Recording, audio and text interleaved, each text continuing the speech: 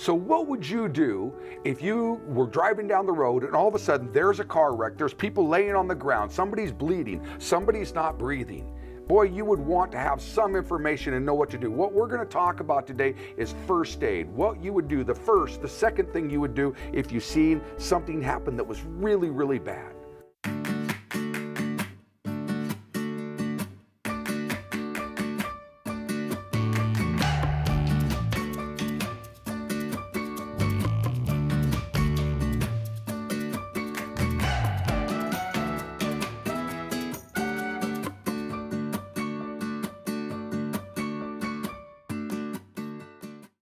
My name's Jim Reynolds, and I'm with Ultimate Mission. What we do is we train missionaries all over the world to reach their communities through public health work.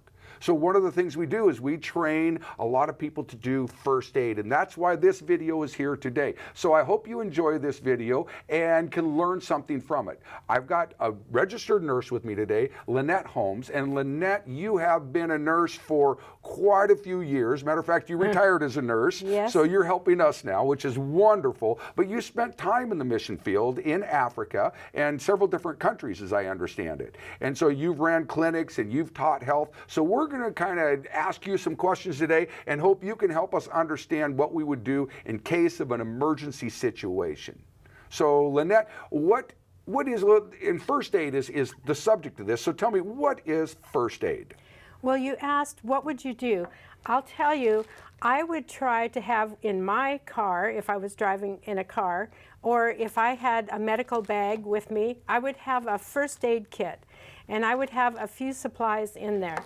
So if you came across somebody who has had a terrible accident like we've been describing here, there are some basic rules. There's the A, B, C, and then there's also a D. So I'll kind of explain those. So first of all, you want to make sure that a person has an airway. Okay. And are they breathing? Yeah, and you know, this I didn't even think about until just now, but you have to do something called triage. You need to go to the sickest person first and help them. But if the sickest person is dead, you're going to go to the next person. Right. Or if it's unlikely that they could survive, you know, say there's some terrible bleeding or something that it's not likely they're going to survive, you would go to the first person that is able to receive help. And they will make sure that that person has an airway, that their mouth and throat are open and that they can actually receive air. So you're going to have to keep your wits about you. So if it was me and I was seeing people all over the ground and maybe somebody dead and somebody bleeding, I would have to be praying pretty hard and asking God for help at this point, because boy, I would be on the edge of freaking out, right? But we've got to keep our wits about us. Yeah. And first thing we're doing is we're looking to see if people are breathing. I think the first thing we do is pray. Yes. Listening to that. Okay, so we're going to do airway first, and then we're going to look to see if they're breathing. And how do you do that? You can actually put your head right down next to their mouth, and you can feel if there is air on your cheek. So that's one way that you can check. And also you can check their chest to see if it's rising up and down. And often you're going to roll this person on their back, but we're also going to talk about the person with a back injury. You might not be able to do that. Right. But it's best to have them on their back and make sure they have an airway and that they're breathing. If they're not breathing, you're going to look, maybe they were eating food just as this happened and they're choking on some food. You're going to make sure their mouth is clean, that there's nothing in there. And then you will go to the C, A, B, C. And the C is, well, we're going to first talk a little more about B, because B means that you are breathing for them if they're not breathing. So you will give, after you've checked their mouth, to make sure that there's not food or stones or something in their mouth from this terrible accident, then you can breathe into their mouth. But you have to put their throat back just a little bit. They're almost in a position like this, just so that you can, the air goes down a windpipe here to your lungs, and you have to be sure that that is not, if their head is like this, the air isn't going to reach the lungs very well. So you need to hyperextend their head just a little bit, and then you'll give them 2 breaths. And you'll look as you're giving the breaths to see if the chest is rising up and down.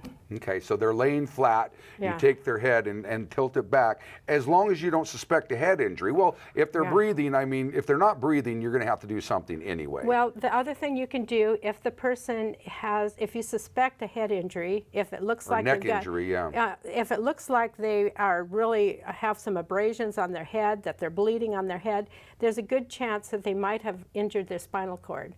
And in that case, they could have paralysis. For if it's in the neck area, it could be their whole body. So you want to be very gentle with that person. If you have to roll them, you have to do it very carefully with another person and make sure you're keeping the back straight and that you're rolling them over onto their back. And then as you're breathing for them, instead you do what's called a jaw thrust, and you actually kind of pull the jaw out like this, and it's possible then to breathe for them in that way without hyperextending the neck and possibly causing a big injury to their spine. So these are called rescue breaths, right? Yes. Okay, so And you you have do them. 2 of them. And you do 2 of them. Okay, why only 2? Well, because you're going to check to see if their heart is beating next. So, Okay. so the first thing you want to do is just make sure that you have given some rescue breaths. Okay, okay. And then you go to C. So we did A, B, now we're to C. And C is circulation, and you just want to check their pulse. And you have to learn how to check a pulse, and we're going to be talking a little bit about that when we do vital signs. But if you feel with 2 of your fingers right down where your thumb is, you can feel, and your artery in your hand is right above a bone. So if you press on that artery, you can actually feel a pulse. So that would be the first place you would check for a pulse. There's also a artery here on your neck that you can feel, and that would be another way. And then on a child, sometimes you will do the artery that's the brachial artery on the arm, and you'll check that. And then there's the femoral artery on the leg. And so you're going to have to learn where these arteries are, and I have a picture that I think we can show you. And it will have where some of these arteries are found. Okay. So now, when we have them laying on down and we've given them 2 rescue breaths, we check to make sure there's a heartbeat, but they're still not breathing. What are we doing at this point? Okay. You know, it depends on if you can get help. If Okay. you're in the city and you can, there's a good chance of getting this person to the hospital, you should start CPR. Okay.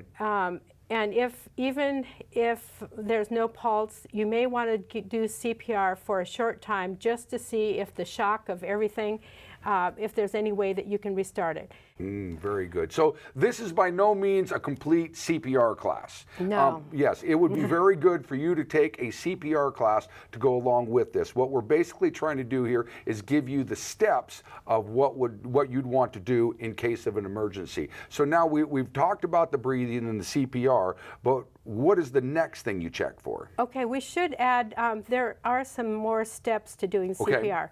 And I'm just going to mention with the breathing, you wonder, well, how often should somebody be breathing? Well, usually an adult breathes sometimes between 12 to even up to 20 times a minute. And so you want to at least be breathing for that person at least that many times a minute. And you think, well, I'm breathing my air, I've already used up my oxygen.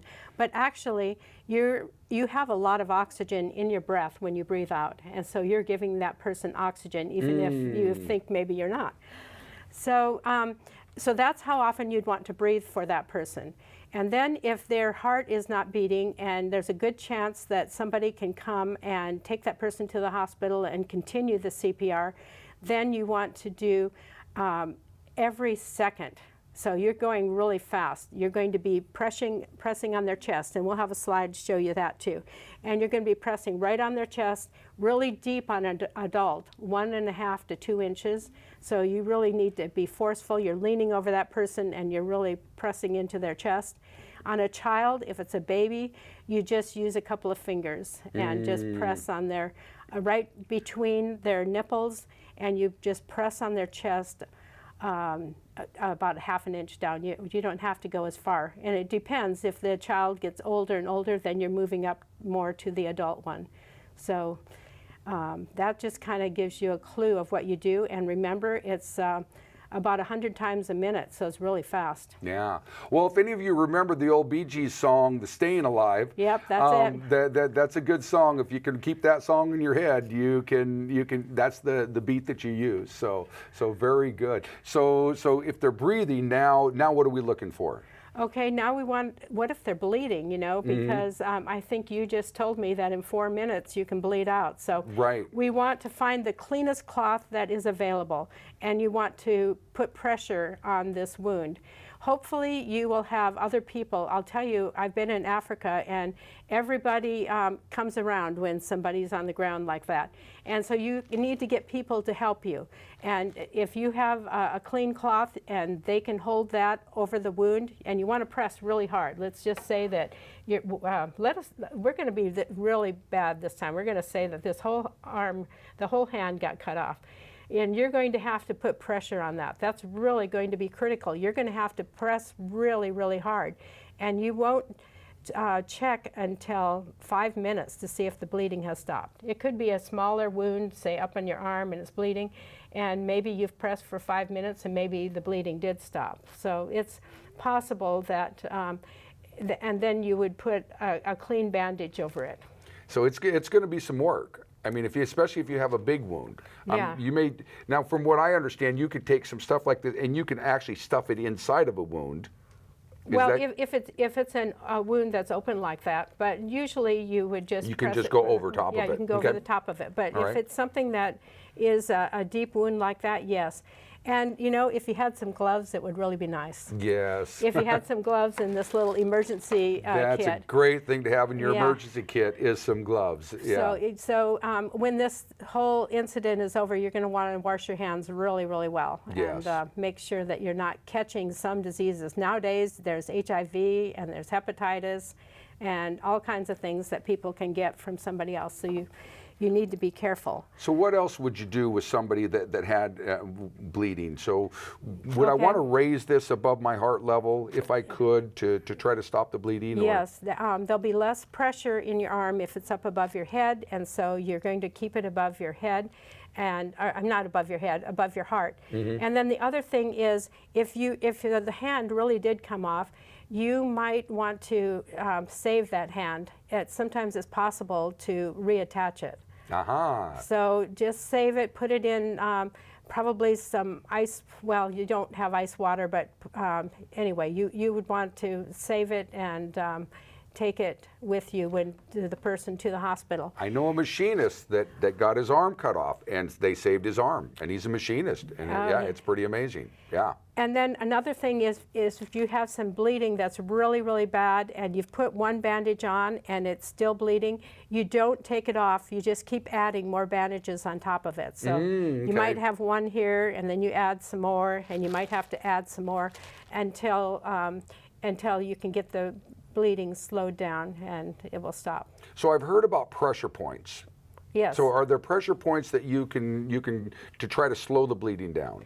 Yes, so you would look for the artery in your your area right here where your arm bends, and you're going to, you'll feel a pulse here, and you'll know that that is the pressure point for the lower hand. And you can press on that, and it will slow down the bleeding. So there's several places with pressure points, and we'll put that up on the screen for you, Right. so you will be able to see that here in a minute. But so you can also go to those pressure points if Yeah. you have some really serious bleeding. And say you had a finger that was detached, there's a pressure point right here. That's the one where you get the pulse. Pressure points are areas that are above, there's an artery above a bone. And so it's areas where you can get a pulse, and it's also areas where there are pressure points. So we want to check first if people are breathing. Next, if people are bleeding, because you can bleed out if it's a bad bleed in 4 minutes. And so, yeah, breathing first, bleeding next. Now, there's other things that happen to people that are life-threatening. For instance, choking. Yes, that's really important. And there is something called a Heimlich maneuver, where you can help a person who is choking to get whatever's stuck in their throat. I'll tell you, where this happens the most often is in a restaurant where people are eating. And so if you happen to be in a restaurant and somebody, there's a universal sign, and that is to put your hand like this, because often a person cannot speak if they are choking. And then the first thing you do is you ask them, can you speak? And if they shake their head no, then you know that you need to get whatever is in between their mouth and their lungs out.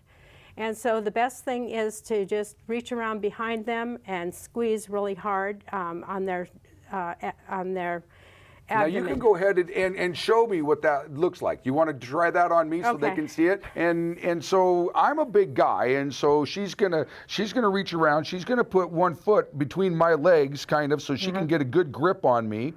And and then you go ahead and explain what you're gonna do. But don't do it, because you'll make Yeah. me really hurt or throw up. He might end up on the floor, so we're Right. not going to do that. So what I'm going to do is put my leg like this, and then I'm going to, it's going to be close to the umbilicus, above the umbilicus. I'm going to give some big thrusts. I'm going to just pull as hard as I can.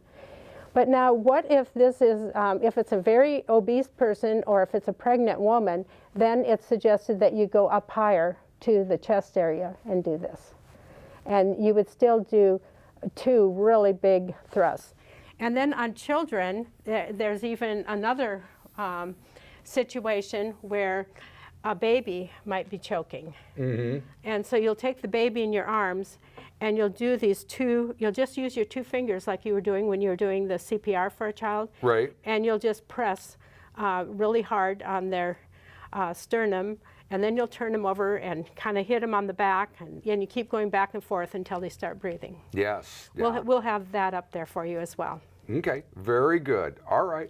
Well, thank you very much for watching this very abbreviated first aid demonstration. And I encourage you to, there's so much more. There's CPR, there's things that you can do with babies, with infants, with children. There's just so many facets of this. So I would encourage you to watch as many videos or go to as many trainings as you can to try to get all the information you need to help somebody if they need it. So thank you very much for watching this. And we're doing a lot of videos like this, so if you like what we did and you'd like to watch more, please hit that subscribe button below, hit the bell beside it, and you can be informed when we do our next video. So thank you very much. God bless. Have a great day. We would love for you to be a part of our Ultimate Mission family. Please subscribe to our channel, watch our videos, like and share our videos, donate if you would like. Let's work together to spread the gospel of Jesus Christ to the world.